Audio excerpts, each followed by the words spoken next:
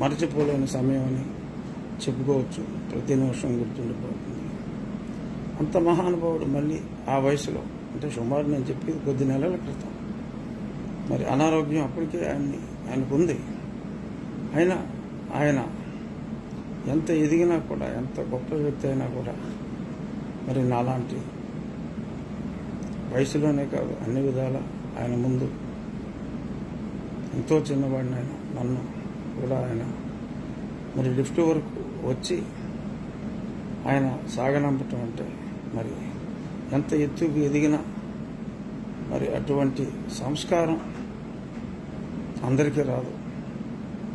అది నూటికో కోటికో ఒక్కరికి అటువంటి గొప్ప సంస్కారం ఉంటుంది. ఒక మహానుభావుడు, సంస్కారి అంటాం చాలా చిన్న మాట. అసలు నాకు నూటెంట మాటే రావట్లేదు ఆయన గొప్పతనం గురించి మాట్లాడటానికి.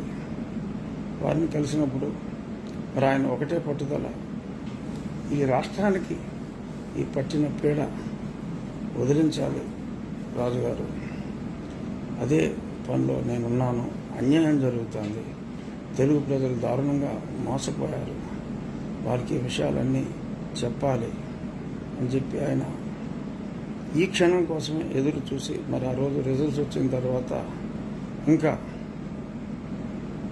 తెలుగు ప్రజలకు ఆయన చేసిన మేలు చాలు అనుకున్నారో మరేమిటో, మరి అది జరిగిన ఈ 3 రోజుల్లోగానే మరి ఈ విషాద వార్త వినాల్సి వస్తుందని చెప్పి నేను అనుకోలేదు.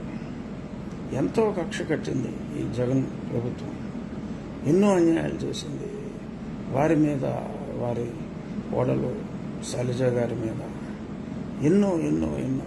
ఏ తప్పు చేయని రామోజీరావు గారు, తప్పు చేస్తే చర్మం తీసే రామోజీరావు గారి మీదే మరి ఎన్నో కేసులు అక్రమంగా పెట్టినప్పటికీ కూడా ఆయన చలించక, లొంగక, ఎంత చెప్పుకున్నా రామోజీరావు గారి గురించి తక్కువే. ఆ మహానుభావుడి గురించి నేను, మా అధినాయకుడు ఢిల్లీలో ఉన్నందువల్ల నేను కూడా ఢిల్లీకి రావడం జరిగింది. ఇప్పుడే మధ్యాహ్నం బయలుదేరి ఆ మహనీయుని ఆఖరి దర్శనం చేసుకుంటాను. పత్రికా రంగానికే కాదు, ఆయన నేను ఆశ్చర్యపోయిన విషయం, చావును ఎంత ఈజీగా పుట్టిన వాళ్ళందరూ పోవాల్సిందే. రామోజీ ఫిలిం సిటీలో ఆయన ఒక ప్రాంతాన్ని ఎప్పుడో ఎన్నో సంవత్సరాల క్రితమే ఎంపిక చేసి మరి ఆయన సమాధి ఎక్కడ ఉండాలి అనేది కూడా, మరి బ్రతుకుండగా మనకు చావంటే భయం. ఆ చావుని గుర్తు చేసుకోం మనం ఎవరం. ఆ చావుని తెచ్చుకుంటే తప్పదు అని గుర్తు తెచ్చుకుంటే ఇన్ని అన్యాయాలు, ఇన్ని అరాచకాలు, ఇన్ని అధర్మాలు ఈ రాష్ట్రంలో కానీ ఈ దేశంలో కానీ ఉండవు. మరి ఆయన మహానుభావుడు, ఆయన సమాధి ప్రాంతాన్ని ఒక ఉద్యానవనంగా, ఆయనకు వృక్షాలంటే మహా ఇష్టం, సృష్టికి ప్రతి సృష్టిలాగా ఒక వ్యక్తి, మరి ఏ కంపెనీ కాకుండా ఒక వ్యక్తి రామోజీ ఫిలిం సిటీ లాంటి ఒక మహా ప్రతి సృష్టిని సృష్టించడం అనేది మామూలు విషయం కాదు.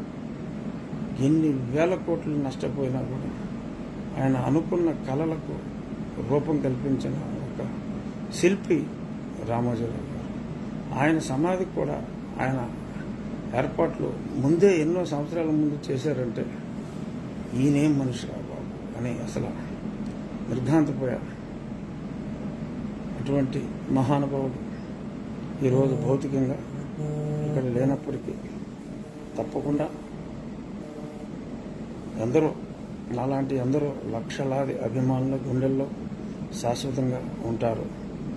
వారి లెగసీని వారి కుమారుడు కిరణ్ గారు, వారి కోడలు శ్రీమతి శైలజ కిరణ్ గారు క్యారీ చేయాలని, వారికి రామోజీరావు గారి మనోనిర్భరం, ధైర్య సాహసాలు కూడా ఆ భగవంతుడు ప్రసాదించాలని కోరుకుంటూ అశ్రు నివాళితో పెద్దలు రామోజీరావు గారికి సాయంత్రంలోగా వారి పార్థివ దేహాన్ని దర్శనం చేసుకుంటాం. నమస్కారం.